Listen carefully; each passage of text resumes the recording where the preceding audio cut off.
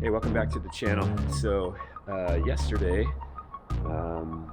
we actually we got the rudder kind of going, and I didn't realize that I guess sometimes when I get really focused I should pay attention to the fact that there's a red light here that's blinking, and when it's not blinking there's nothing happening. So at some point the red light stopped blinking and I didn't notice, but I was just going to talk you through what I did, just so you know.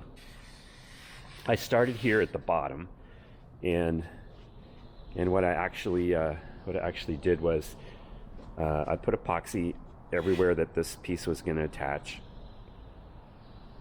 and I epoxied this one in at the same time, so because it's under here. And so all I did was I put epoxy on the tip of this one. I put epoxy down in here where it was going to attach to the trailing edge. I put epoxy in all the corner pieces, and then the surface. Then I started here. I stapled these, and then I stapled along here. Then I stapled these, and then I came here, and then I epoxied this piece in, and I epoxied this one in. So it went from here to here. This one went from here to here, because all three of them are under here. So there's no gusset here at this point. And then I did just exactly the same thing. I epoxy started here, stapled this one, and then I came down and I stapled this one. And I just kept moving like that. So when I got here, it was just a repeat of the same thing. I epoxied this one in, and then I epoxied this one in, and then I stapled this piece, and then I came and stapled this piece, and then just finished off here by doing just the exact same thing. I just ended up stapling to the front and then across the top, and then these pieces. And I kept this piece handy because when I would staple here to keep that from lifting up, all I did was slide this underneath like that, so it provided some support for this while I was stapling. And I just did that all the way along. So I just slid this under here, and I slid it under here, wherever it was necessary to provide some support. Same here. I just slid it underneath here, and that gave me some support here. Now obviously once I got it all stapled together, what really provided the way I guaranteed everything was straight by the weights. So when I put the weights on, and I was able to align everything, and you could see that I had used that screw here to hold that down where it needed to be, and I had used the clamp here to hold this down where it needed to be. So now we're ready to just pick it up out of here. So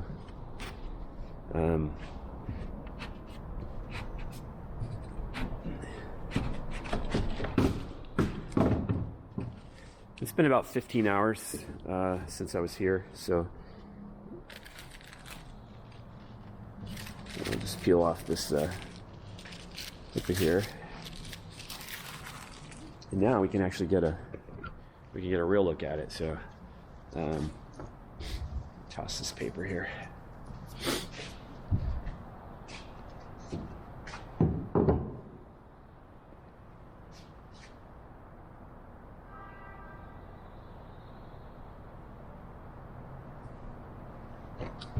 All right, so it actually looks really nice. It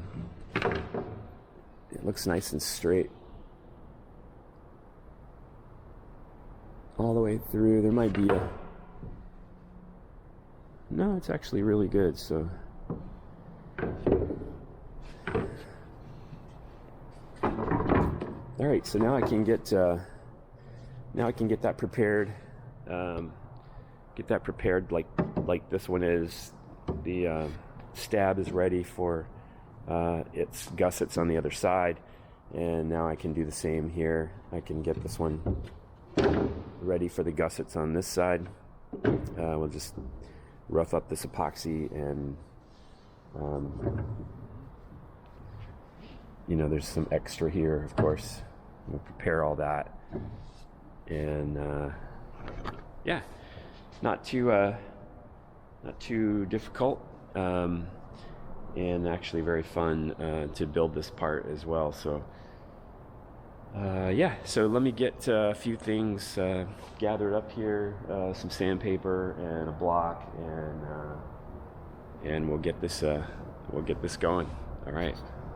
So after using the belt sander, I got all of these beveled and sanded on the backside, and I've got them marked out where I need to put epoxy on the structure. So those are all done. Vertical stab over here for the rudder.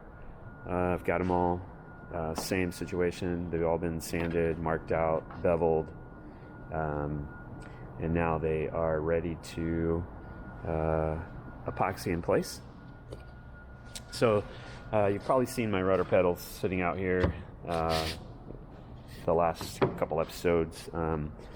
What I did was I wasn't really completely satisfied with just the 1/8 inch or the 1/4 inch plywood. I wanted it to be just a little bit stiffer, just for my own comfort level. It says 1/4 inch ply. It can be marine ply. This happened to be birch ply. And so what I did is I just did a cross grain lamination using mahogany. And of course they are extremely stiff now.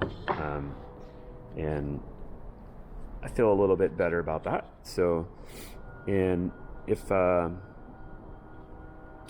yeah. So now I've got some marks here when I set these up in the computer before my friend Bob cut them on the laser. I just made a couple marks here where the bracket goes. So I'll drill those at the same time, and that'll be all good for that. Now what I want to do now, I'm going to kind of do epoxy all at the same time. So one of the things I want to do over here is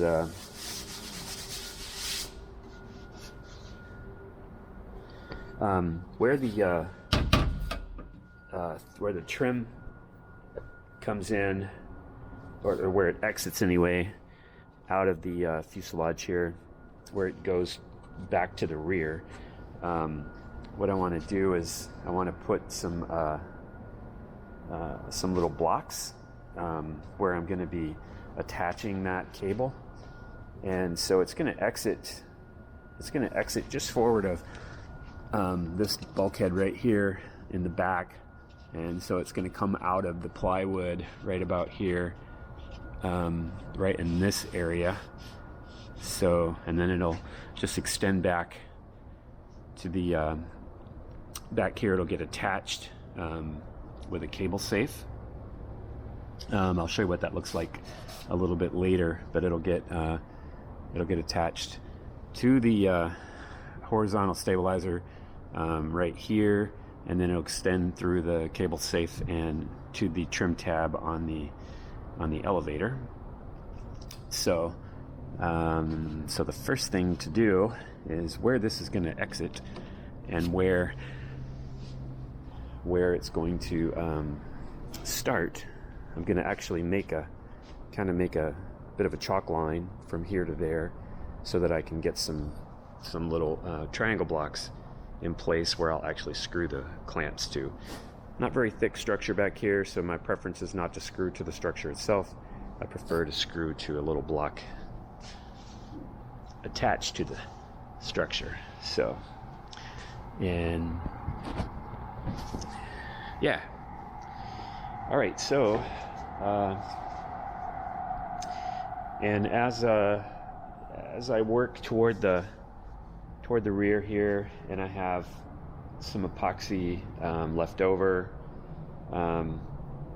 what I want to do is go in, and there's just a few spots that I've noticed along the way, sort of like kind of like right there. As I have epoxy left over in the cups, I'll just be filling in just a few spots along the way there, and we'll do the same eventually when we flip the fuselage over again. So let me get a measurement to where this cable is going to exit right here, and then we'll be making a hole here and going straight back to where we're going to exit the fuselage. Here somewhere. Yeah, so. All right, so what I did is I just stapled my chalk line to the, I was 11.5 inches down. And so I stapled my chalk line there, and then I'm just gonna run a chalk line from there back to where I intend to exit the fuselage, which is going to be just forward of this member, so it's going to be right about here.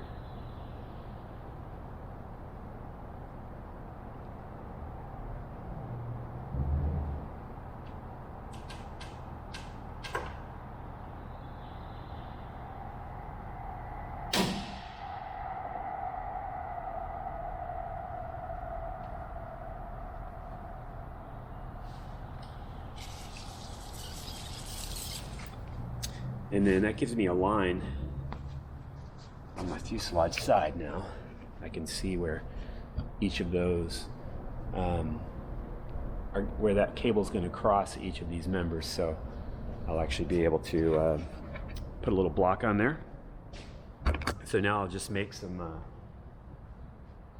one, two, three, 4. Probably don't need more than 4, so I'm going to put them on the diagonals. So I just need 4 blocks that are the same width as my diagonals. So 5/8. So we'll take some 5/8 material. We'll just make some 45-degree blocks, 4 of those, and then that'll put us in a spot where we'll be able to epoxy them to the diagonals. And then we'll be using some cable clamps on cable.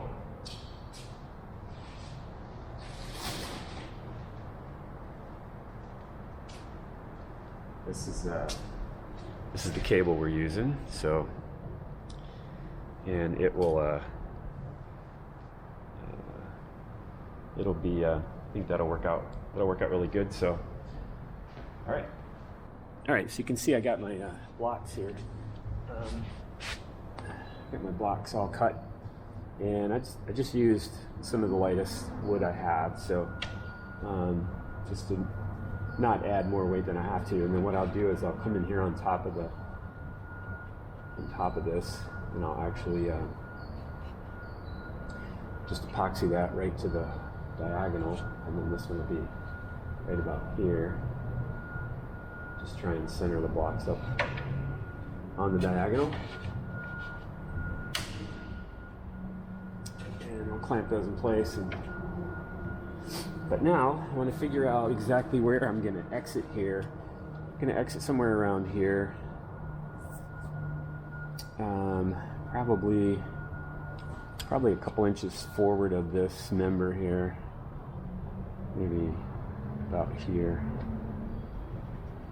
And then I've got an 1/8 inch here. I have a 5/8 inch member. Actually, this might be in the 3/4 plane. I think it is in the 3/4 plane. Yeah, it's actually 3/4 plus an 1/8, some 7/8. So I'm going to go 1 inch down from the top, and that's where I'm going to put my slot. So just so I'm plenty clear of the longeron. So I'm going to come down to about here, and I'm going to go a couple inches in length. So from here to here.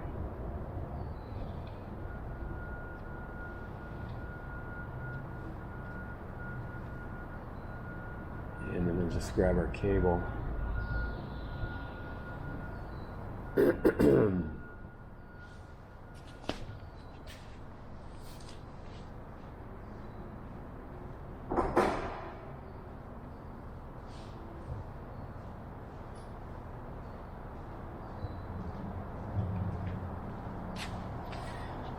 we'll use our cable to determine the width here. So it's going to be about like so.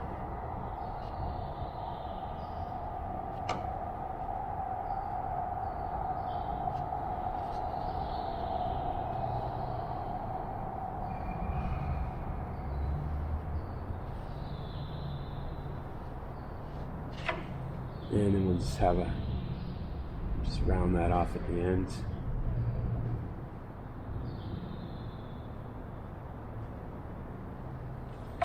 And that's where we'll exit.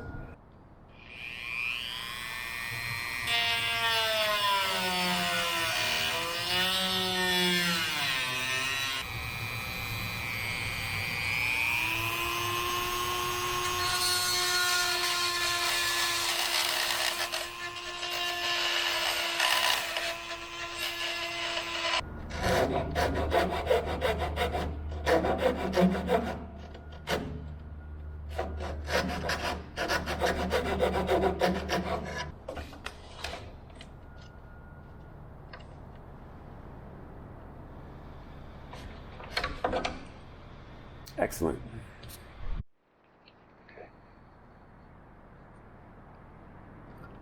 All right, so the next thing we're going to do is we're going to lay out some hinges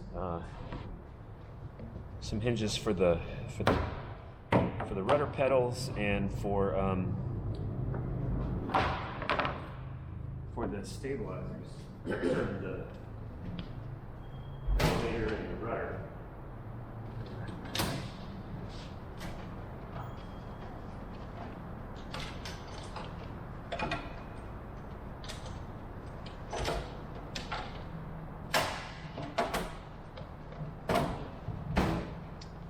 I had one piece of hinge material left over from the other setup, so I was going to take a look. And so the rudder pedal's easy. We just use the pedal, so can't beat that. And that comes out to a width. Kind of anticipated it would come out even, so that puts us right at this knuckle right here. So that's where we're going to cut this one off.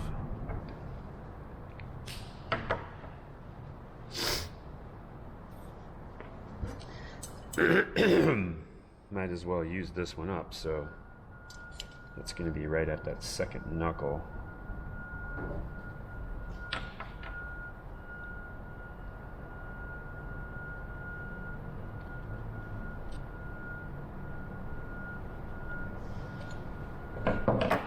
It's right there. And then we'll mark this one for the next one, which is going to be at this knuckle right here.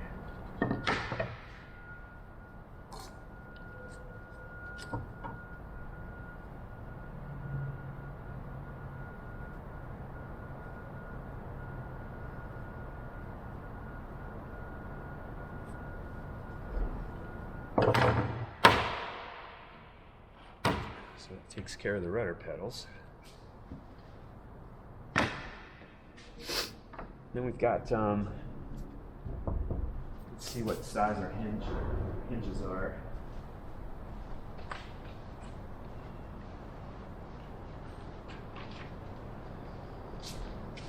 Here's our info on the hinges. They are 2 7/8. 2 7/8, and we need 4, 5, 6.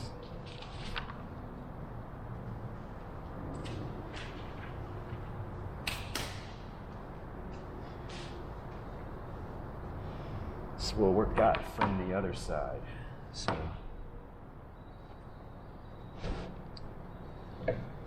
2 7/8.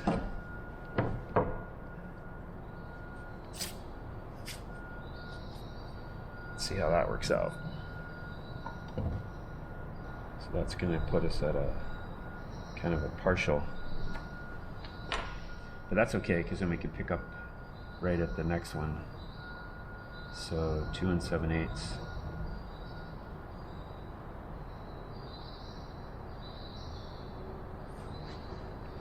Wonder why they didn't just make them 3. Because 3 inches lets us break at the knuckle. I call it a knuckle. I don't know what its actual name is, but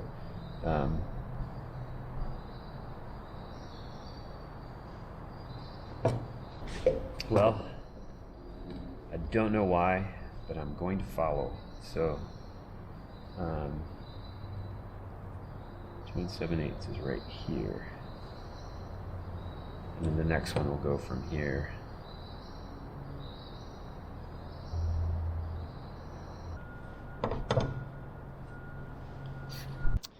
All right, so I've got them all marked out here, all 6 of these at 2 7/8, and the other one for the rudder pedal is here. The other one for the rudder pedal is out here. So it's time to cut. All right, so I got these all done, and one of the things that I discovered, one of the things I found out is the reason for the length is that guy right there, the clevis pin. So there are common sizes of those. This is the closest one to the hinge size, and so that is the reason why it's 1/8 of an inch short of what maybe I thought it should be. So the plans were right. I'm glad I didn't make them longer. Otherwise I wouldn't be done yet. I would still be going. So yeah, so now I think after getting that done and that done, I'm gonna get some clamps out for those, and I'm gonna get these 2 up here. We'll get these epoxied on, all the gussets, and then I think that will be it for today. So yeah, let me get some epoxy mixed up, and let's do this.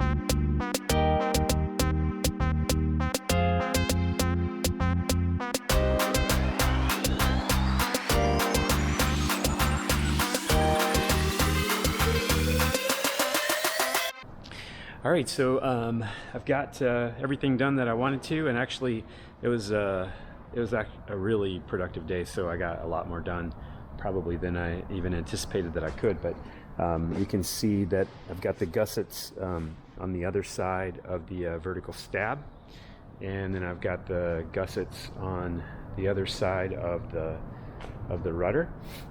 So both of those are completed now. Well, not completed, they got to get hinged and all that stuff, but basically the wood part is completed. Then I got all of my hinges. I got the hinges for my rudder pedals done. I got the hinges for both the horizontal stab and elevator and the rudder, so those are good to go. And then I went over and I got these little blocks epoxied in place on these members here, which will allow my cable to exit there for my elevator trim. And yeah, so that's super good. And I just wanted to say thank you for hanging out with me. I do appreciate it every time I see you know, the time you spend watching my videos. It's just very humbling to me that that you would take your time and devote it to watching me build my airplane. So thank you for that. And hey, I'll catch you later.